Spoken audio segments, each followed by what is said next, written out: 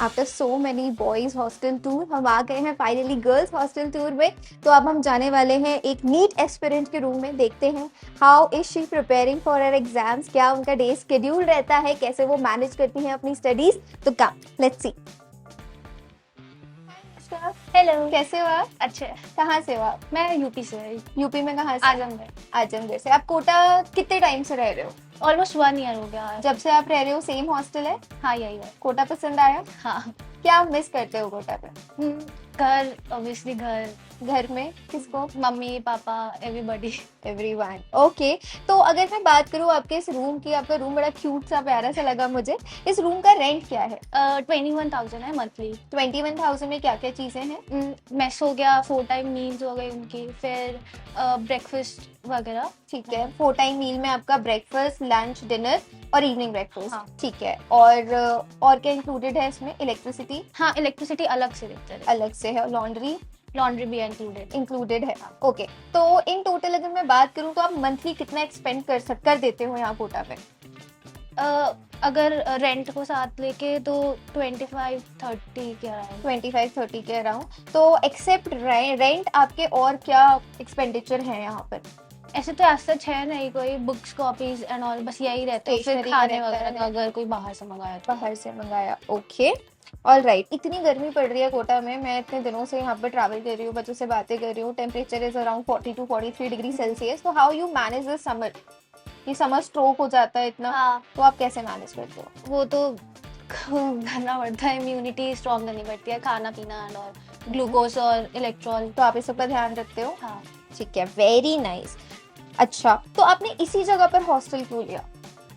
Landmark पे, actually जो NEET का है लैंडमार्क बहुत अच्छा है, लैंडमार्क नीट के लिए। Okay. इधर सारे नीट के स्टूडेंट्स हैं, तो इधर ही अच्छी पढ़ाई है लैंडमार्क की, और प्लस सेफ है गर्ल्स के लिए। सेफ है। कितना टाइम लगता है आपको यहाँ से अपने कोचिंग ट्रैवल करने में? 5 मिनट मिनिमम, मतलब मैक्सिमम 5 मिनट। ओके। कैसे जाते हो आप?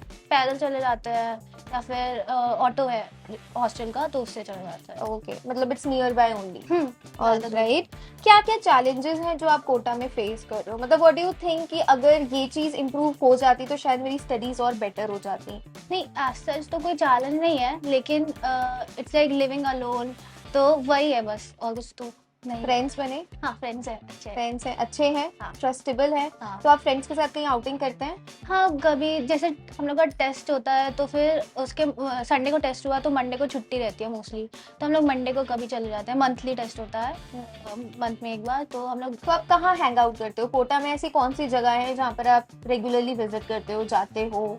हम लोग होटल चले जाते हैं मोस्टली, मतलब रेस्टोरेंट चले जाते रेस्टोरेंट। हाँ। हो? ओके। अच्छा, अगर कभी कोई मेडिकल इमरजेंसी हो गई तो आपका हॉस्टल सपोर्ट करता है? हाँ, हॉस्टल सपोर्ट करता है। और आपके पास भी आपकी कोई मेडिकल किट होगी? हाँ, मतलब है। हाँ। कुछ इमरजेंसी मेडिसिन होंगी। हम्म। वंडरफुल। तो आप सेल्फ स्टडी में कितना टाइम स्पेंड करते हो? 5 to 6 आवर अभी तो ऐसे हो जाता है वीकडेज पे, और वीकेंड पे 7-8 आवर्स। इतना हो पाती है पढ़ाई? हाँ। वन सिटिंग में आप इतना बैठते हो या बीच में नहीं, बीच बीच में ब्रेक लेते हो? और ब्रेक में क्या करते हो? ब्रेक में जनरली वो मेस का ही टाइम होता है, फिर चले जाते हैं मेस में, फिर आते हैं, फिर फ्रेंड्स के पास चले जाते हैं, मोस्टली यही होता है। जब आप कोटा में सबसे पहली बार आए थे तो आपने क्या चैलेंजेस फेस किए? याद करो वो दिन जब आप पहली बार कोटा आए थे, आपके पेरेंट्स आपको ड्रॉप करके चले गए थे, तो वो वाला टाइम याद करो और बताओ क्या सबसे पहले तो सबकी याद ही आ रही थी पेरेंट्स Home की, और sickness हो रही हाँ, थी। होम सिकनेस हो रही थी बहुत ज्यादा, और फिर कोटा की बहुत ज्यादा गर्मी ये तो और अलग थी। और हाँ, घर का जो शेड्यूल रहता था वो इससे और अब में बहुत ज्यादा डिफरेंस हो गया था, जो कंफर्ट था उससे बाहर निकले। बिल्कुल। तो ये जो चेंज हुआ, ये पॉजिटिव है या नेगेटिव है? हाँ, अच्छा है, चेंज पॉजिटिव है, मतलब ह्यूमन ग्रोथ के लिए तो चाहिए ही रहता है इतना change.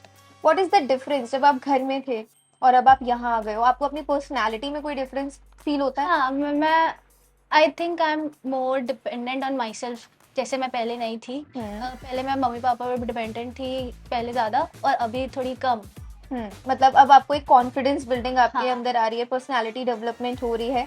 Very nice. So now you are confident enough to talk to other people. ये कॉन्फिडेंस बिल्ड हुआ। हाँ। तो आप क्या कहोगे जो बच्चे इस कैमरे के पीछे हैं, क्या उनको अपने घर से बाहर निकलना चाहिए? हाँ, निकलना चाहिए। कुछ नया सीखेंगे? हाँ, they will show for sure. Okay. तो व्हाई ऑफलाइन अनुष्का? ऑफलाइन में हम लोग को मतलब टीचर से इंटरेक्ट अच्छे से कर सकते हैं, ऑनलाइन में भी कर सकते हैं, लेकिन टीचर यहाँ पे फिजिकली जो चीज़ हम लोग एक्सप्लेन कर सकते हैं, या फिर हम लोग टीचर जो डिलीवर कर पाता है फिजिकली, वो ऑनलाइन में आई गेस नहीं हो पाता है, वो लैक करता है। लैक करता है। तो क्या आपको लगता है कि ऑफलाइन ने वो ऑनलाइन का गैप फिल कर दिया है? क्योंकि ऑफलाइन में जब बच्चा ट्रैवल करता है कोचिंग से हॉस्टल, वो टाइम वेस्ट होता है, गर्मी, घर से दूर, घर का खाना नहीं, तो इन सबको आप कैसे कवर अप करोगे? मतलब हर चीज़ का बोन बेन दोनों है, दोनों एस्पेक्ट्स है, अच्छा भी है बुरा भी है, दोनों ही अच्छे हैं।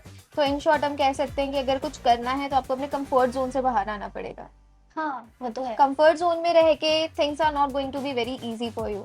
तो मैंने अनुष्का से बात करी और मुझे बात करके ये लगा कि ऑफलाइन हो या ऑनलाइन हो, the thing is you have to be out of your comfort zone. जब तक आप अपने कंफर्ट जोन में रहोगे तब तक I don't think you can hit that target.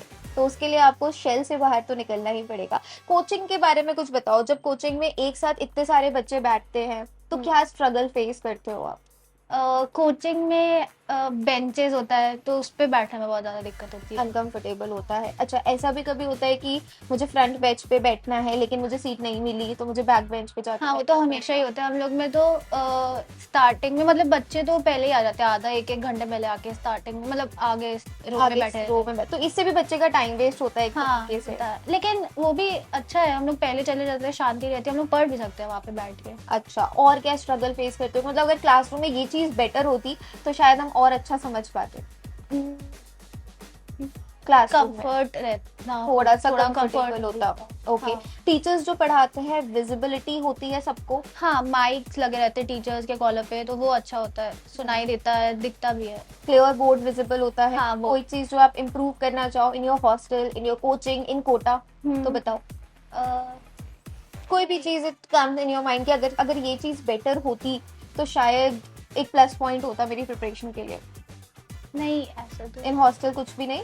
तो thank you so much Anushka, इतनी सारी बात करने के लिए। मुझे बड़ा अच्छा लगा एक नीट एस्पिरेंट से बात करने के लिए। तो मैं आपको दिखाऊंगी, ये है अनुष्का की डेस्क जहाँ पर अनुष्का की एक वॉच, डिजिटल वॉच मुझे दिख रही है। अनुष्का का एक पेन स्टैंड मुझे दिख रहा है। अनुष्का की मेरे को एक मेडिकल किट भी वहाँ पर दिख रही है कि कुछ इमरजेंसी मेडिसिन हो। और साथ ही साथ उसकी पानी की बॉटल है। मुझे एनसीईआरटी दिख रही है, केमिस्ट्री, एनसीईआरटी, बायोलॉजी। लैपटॉप दिख रहा है, नोटिस बोर्ड पे उसने अपने नोट्स और अपना पूरा डे टू डे क्या उसको करना है वो सब कुछ लगाया हुआ है। चलो बहुत बढ़िया, थैंक यू सो मच अपना टाइम देने के लिए, बात करने के लिए, एंड ऑल द बेस्ट।